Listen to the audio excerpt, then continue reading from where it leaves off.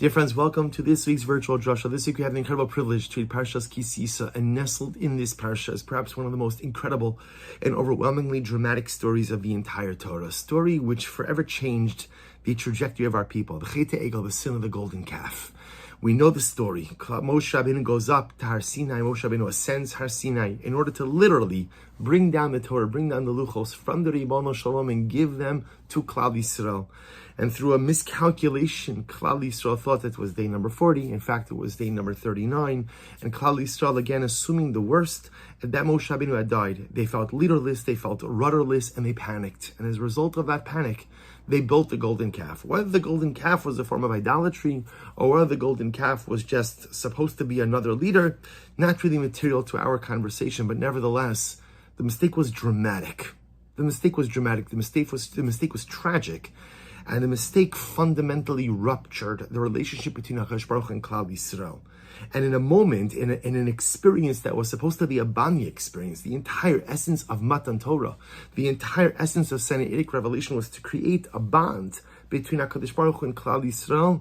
And Nachman al-Islam, at least for that little bit of time after the golden calf was built, there was such a split, there was such a rupture, there was such negativity, there was such hurt, there was such pain.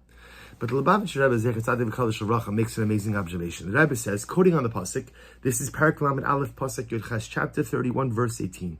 Vayitein el Moshe kechaloso ledaber ito b'Har Sinai shnei luchos ha'edos luchos even ksuvim be'etzba Elokim. So the Rebbe says, the pasuk says that Vayitein el Moshe, HaKadosh Baruch Hu literally again gave the tablets, gave the Torah to Moshe Rabbeinu. Kechaloso ledaber ito, when he finished speaking to Moshe on Har Sinai, shnei luchos ha'edos, 2 stone tablets, the tablets of testimony, ksuvim be'etzba Elokim, literally written by HaKadosh Baruch Hu. Beautiful. So the Rebbe makes the following observation.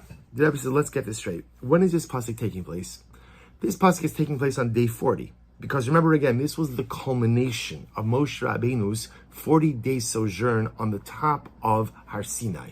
So he was with HaKadosh Baruch Hu for the last 40 days. HaKadosh Baruch Hu gives him the Luchos, inscribed, again, written by the very hand of HaKadosh Baruch Hu, of course, anthropomorphic in nature. But Moshe Rabbeinu has it. This is day number 40. The Rebbe says, but one second, let's go back on the timeline for just a second. When did Klal Yisrael build the golden calf? They built the golden calf on day 39.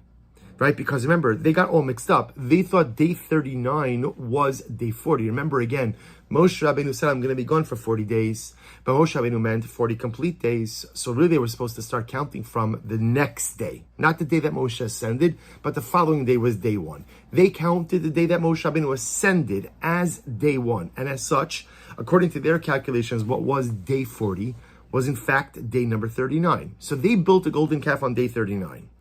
Which means just understand what's happening over there. And yet, HaKadosh Baruch Hu gives Moshe Rabbeinu the completed Torah, the completed Luchos, the tablets, when? On day 40. So the Rebbe says, understand what this means. This means that as Klal Yisrael was building the calf, Moshe Rabbeinu was on Har Sinai, receiving the Torah from the Ribono Shalom. Now, the fact that Moshe Rabbeinu was present and receiving the Torah makes perfect sense, because Moshe Rabbeinu had no idea what was happening down below. In fact, remember again, the only time Moshe Rabbeinu understands the enormity of what has occurred is when he's walking down the mountain and he sees the Jewish people celebrating around the golden calf. But HaKadosh Baruch Hu knew. The Ribono Shel Olam knew. Difference, you understand what the Rebbe is saying? The Ribono Shel Olam knew on day 39 that they had built the calf. He knew it. The Ribono Shel Olam saw everything that was happening. He saw the immorality. He saw the breakdown of barriers. He saw everything on day 39. And yet still that entire time, what is he doing? He's teaching Moshe Rabbeinu Torah as if nothing occurred. It's only after HaKadosh Baruch Hu has finished giving Moshe the Torah, Moshe Rabbeinu has the Luchos, then HaKadosh Baruch Hu says, Lech Reid, you go. But that was the next day. The whole day 39, HaKadosh Baruch Hu knows what's happening, the Rebbe says. Yet, the Ribono Shel Olam didn't act. He continued learning with Moshe, continued conveying to Moshe, continued inspiring Moshe, continued Kiviyachol to write the Luchos. And the Rebbe says, so what's the message? The message that HaKadosh Baruch Hu was trying to teach us is that even in moments of tremendous failure, and even in moments of tremendous setback, you keep going. You keep moving. You see, says the Rebbe, the Ribono Shel Olam is modeling for us through his own behavior. He's modeling for us how to deal with adversity. So often we hit bumps in life, or so often we slam into walls in life, and we stop, and we just kind of like lay there on our back, down and out, trying to catch our breath. I'm like, I'm done, and we become totally paralyzed. And you understand after a little bit of time that life paralysis doesn't get you anywhere. Life paralysis just leaves you lying in place. Life paralysis just leaves you immobilized in a state of pain and difficulty. HaKadosh Baruch Hu is showing us that even in moments of dramatic adversity, even in moments of setback, even in moments of failure, keep going, keep moving. HaKadosh Baruch Hu says, I know what's going on down there.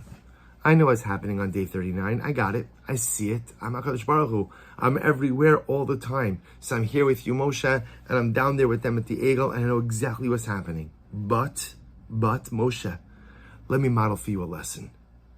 Even when it feels like the world is crumbling, and even when it feels like life is falling apart, and even when you've encountered adversity like you've never encountered before, there was no sin like the sin of the golden calf. When we think about our ancestors' sojourn in the desert, we have the Chita Egel, the sin of the golden calf, and the Chita Meraglim, the sin of the spies. And the Gemara tells us that every single calamity that happens to Klal Yisrael is somehow tethered, somehow rooted in the sin of the golden calf. Chazal compare it to a couple getting married and the wife being unfaithful to her husband under the chuppah. Adultery is always terrible, but who could have possibly imagined in that moment when the relationship is supposed to be solidified and concretized, and there's a relationship trespass? Har Sinai was the chuppah. Har Sinai was the chuppah, the beginning of the nuptials between HaKadosh Baruch Hu and Klal Yisrael, and we betrayed him.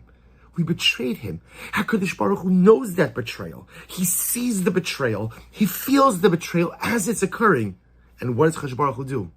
What does HaKadosh Baruch Hu do? He keeps moving forward. You'll say, but that's HaKadosh Baruch Hu. That's Moshe. No.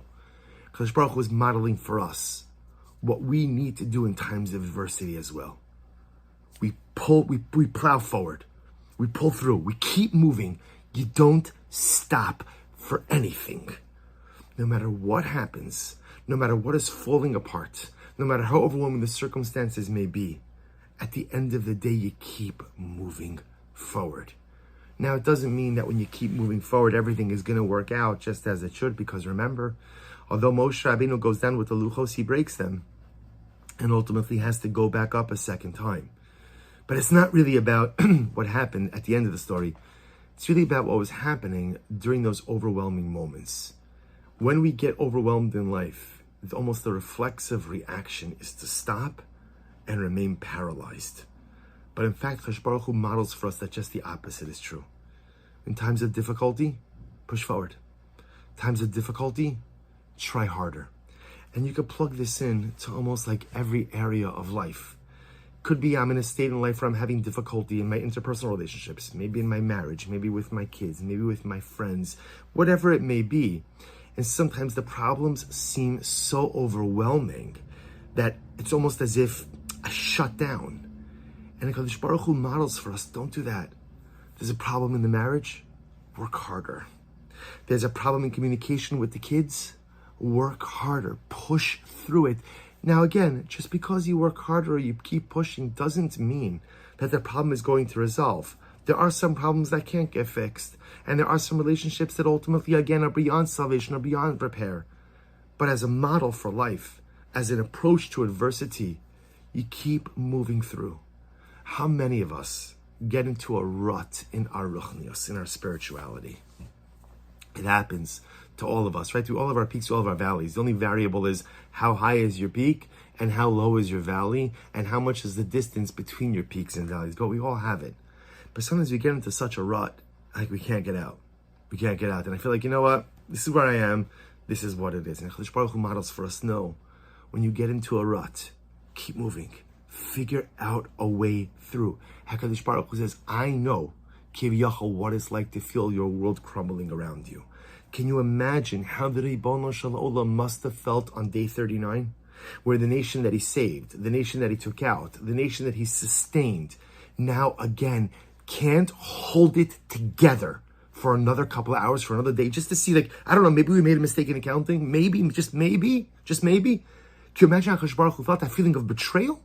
That feeling of sadness. It's not even anger. It becomes anger later on.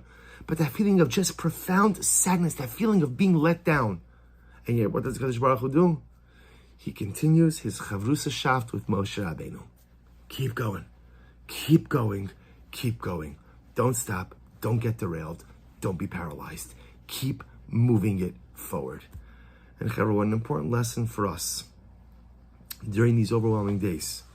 You know, every week that goes by, at least I think to myself, you know what? The war is going to end. The hostages are going to be returned.